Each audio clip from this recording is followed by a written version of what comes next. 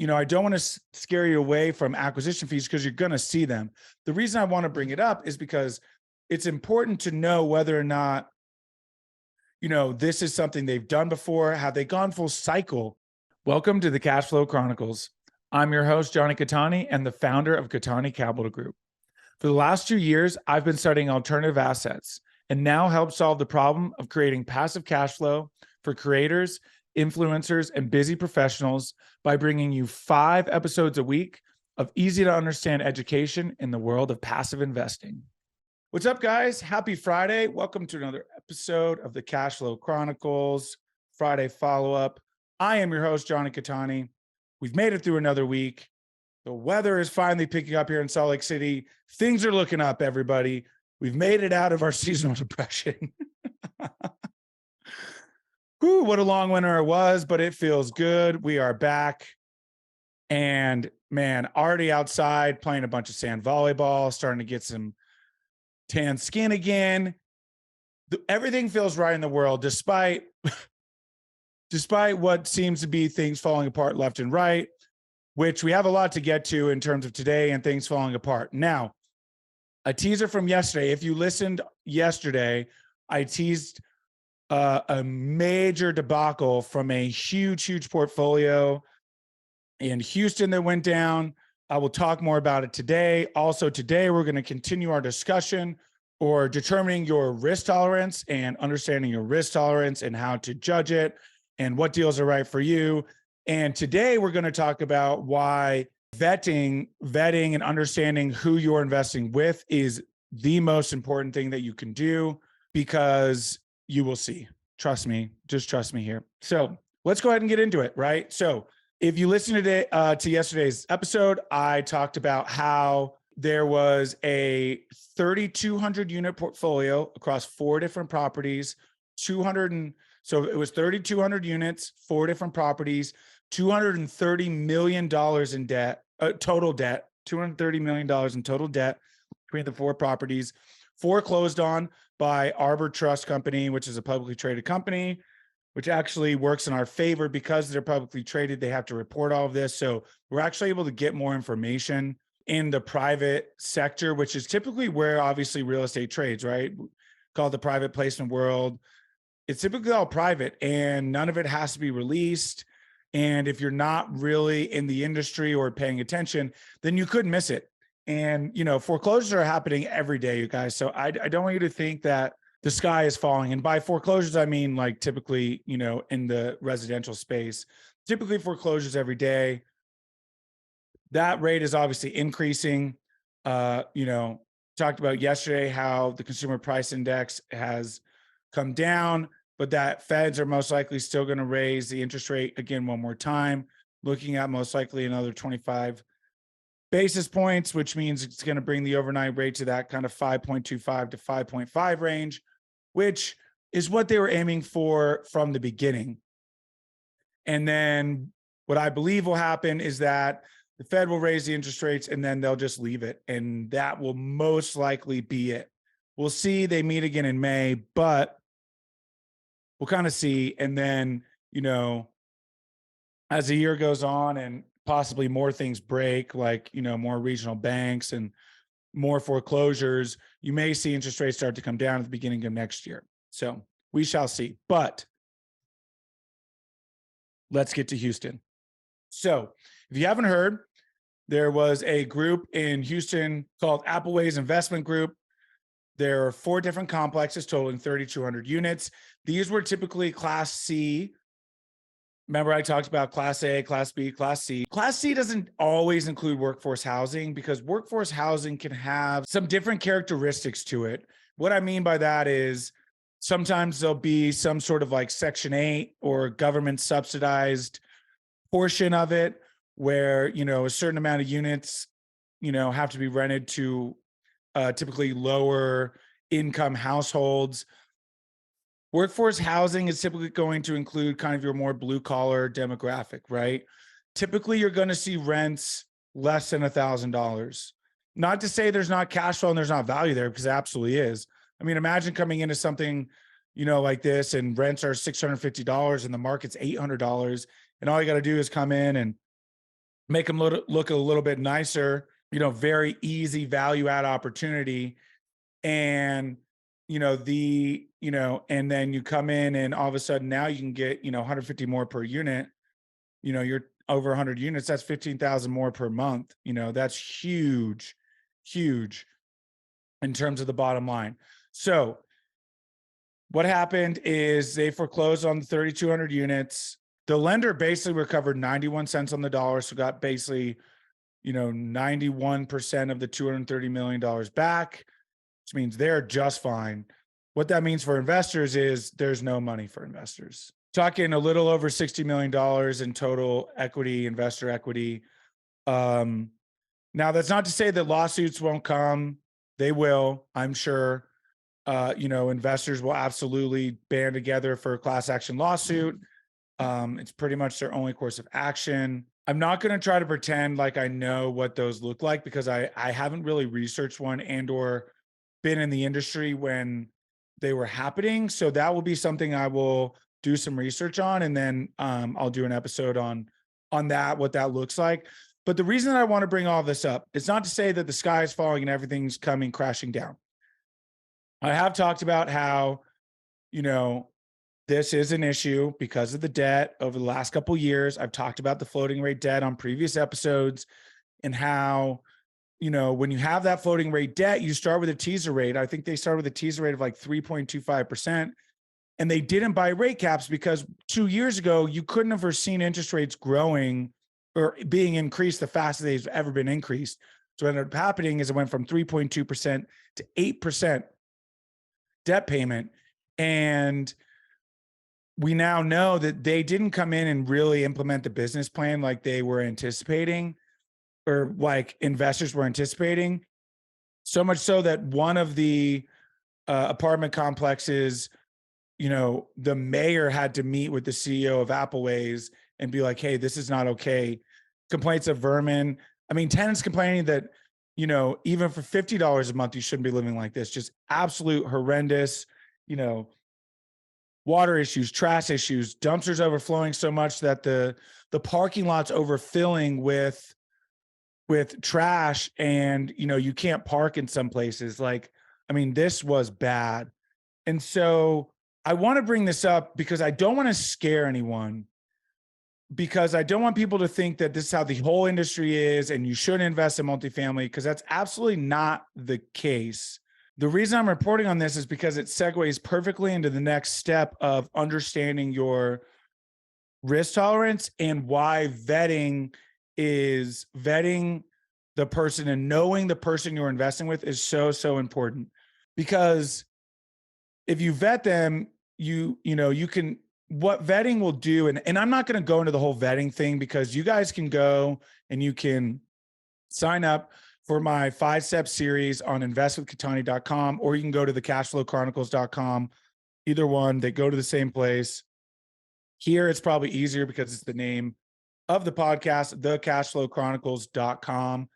Join the list. I'm very, very close to launching this video series, and we'll go more in depth in vetting. But what I want to talk about today is I want to talk about why it's so important to know who you're investing with.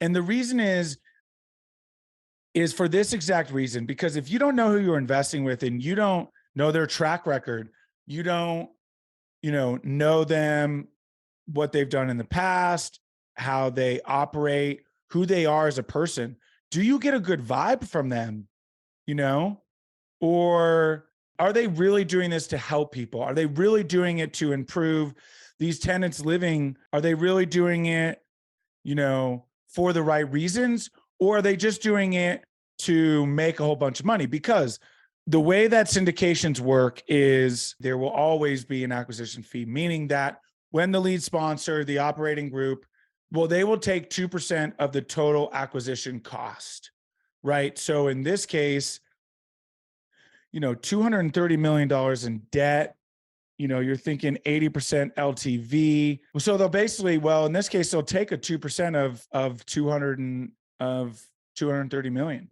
So you're talking, basically $2 million, right? Give or take. Let's see. 1% of we're going to quick math this here. My brain is moving very slow, you guys. Despite this amazing weather and my activity, unfortunately did not sleep great last night. So little anecdote, but that's okay. Sometimes I can do this stuff in my head because all you're doing is moving zeros, and other times I literally cannot. So this is one of those times I cannot. Oh, I was wait, let's see. Yeah, because 1%, right. So sorry, you needed to double that. So it's 4.6 million, right? This is where I pull out a calculator. Yeah.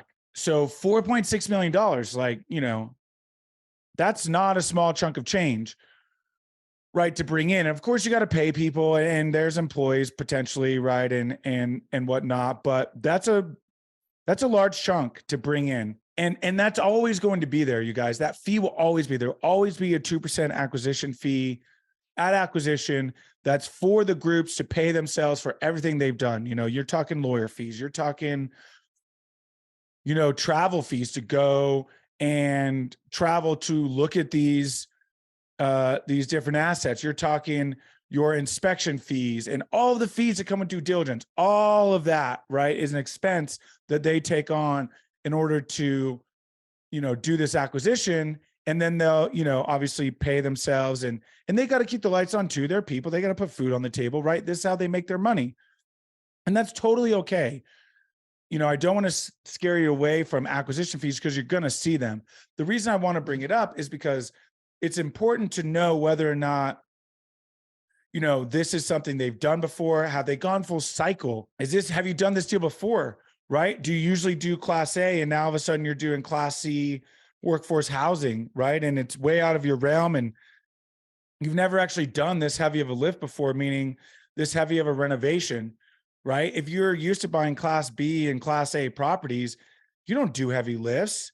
You don't come in and tear a unit down to the studs and completely rebuild it. That's not what you do in Class A, and almost never in Class B, right? So it's very important to understand who you're investing with and get an idea for them. And one thing that I love about the private world is that when it comes to the stock market and you go invest in a mutual fund, you're not going to call that fund manager up on the phone and go to lunch with him and get an idea of who he is as a person, right? None of that's going to happen.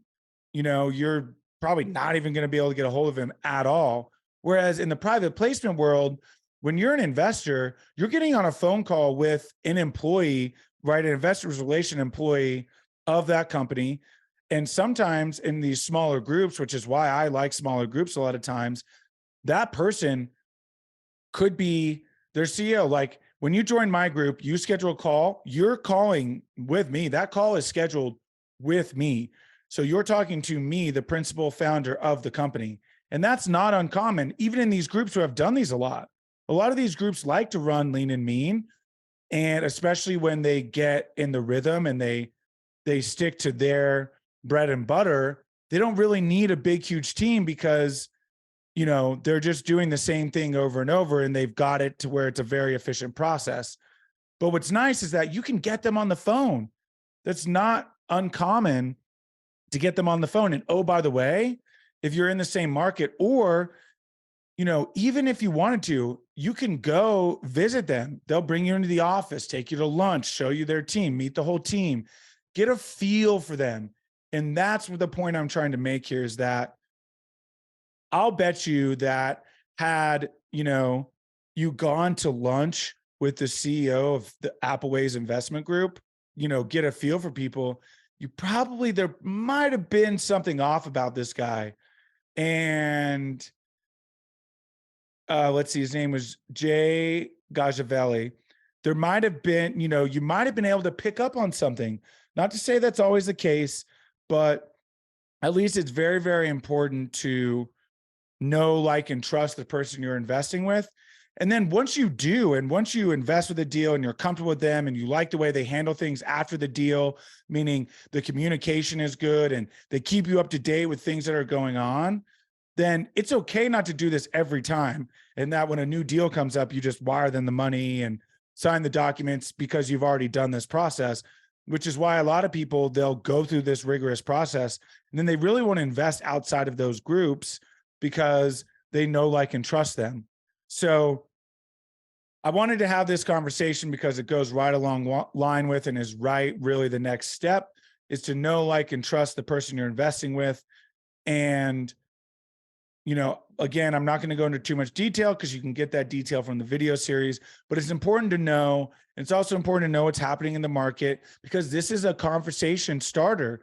You get on the phone with someone and you're like, hey, how do I know you're going to be able to handle this? And what have you done before? Show me your track record. Let me talk to, 4 investors that have invested in deals with you, or at least, I would say at least 3 investors that have invested in multiple deals with you. Talk to those investors, get on a call with those. Now, keep in mind, they're going to send, investors who like them, but still it's important to ask the right questions, right? Hey, Mr. Investor, why did you invest with this guy? How much do you know about this person? Have you gone to lunch with them? Have you met the whole team? How communicative are they? How often are you receiving updates? If you have a question, how easy is it to get a hold of them? How quickly is your question getting answered? All very, very, very important questions in the vetting process and all part of the know, like, and trust. And, if all of those questions are answered and it looks good, then it's time to move forward the investment. There's nothing holding you back. You've gotten all your questions answered. You feel comfortable. It's now time to invest. So that's kind of the process there. This, it's really, really sad to hear about these investors losing their money. You never, ever want to lose investor money. Worst case scenario, you want to at least return their principal so they broke even. Most people, anybody that I've talked to, anybody that I do business with hasn't lost investor money. They always try to return it. I'm working on vetting a sponsor right now for a potential deal coming up. That will be part of my process, which I will share with you guys as that process moves forward. I will give you insight into how it goes. I've already met them in person. I've talked to them multiple times, and I'm still going to vet them. There's still a vetting process. So, I'm not going to, just because I know them and I get a good idea of them and they have a great track record, all great things, but I still want to talk to investors. I still want to know, here's a good one. When has a deal gone poorly and what did you do to correct it with your investors? Great question right there, right? Because if you've been doing this long enough, there's a deal that didn't go the way you wanted. Not to say that deals always go bad and end up like this in foreclosure, but you do this long enough, something's going to go wrong. And I want to know how you responded to that and how you handled it. And I want to talk to an investor on that deal if I can, right? All part of the process, all important to understand. And there you have it. That's it. That's today's episode. That is really the big key step in finally pulling that trigger, because when you're parting ways with $25,000, $50,000, $100,000, you want to feel comfortable doing that. The way to feel comfortable doing that is to know, like, and trust the person. So thank you guys so much for listening. I appreciate it. As always, you can follow me on social media at Jonny Cattani, Jonny with no H. Go to thecashflowchronicles.com, same name as the podcast, thecashflowchronicles.com. My video series is almost out, to go into even more detail on all of the steps that I've outlined over the last couple of weeks in the series, as well as even more detail on the vetting process. You'll see my almost 100-point checklist that I go through to vet a sponsor. It includes a lot of the stuff that I talked about today, talking to investors, track record, site visits, face-to-face visits, learning about the team, all of those different things, all very, very important. So thank you guys so much for listening. Hope you guys have a great weekend, and I will talk to you next week. See ya. Thank you again for tuning in. Who do you know that wants more cash flow? Share this episode with them so you can grow your cash flow together. If you enjoyed the show, make sure you're subscribed on your platform of choice so you never miss a new episode. Go to CattaniCapitalGroup.com to learn more.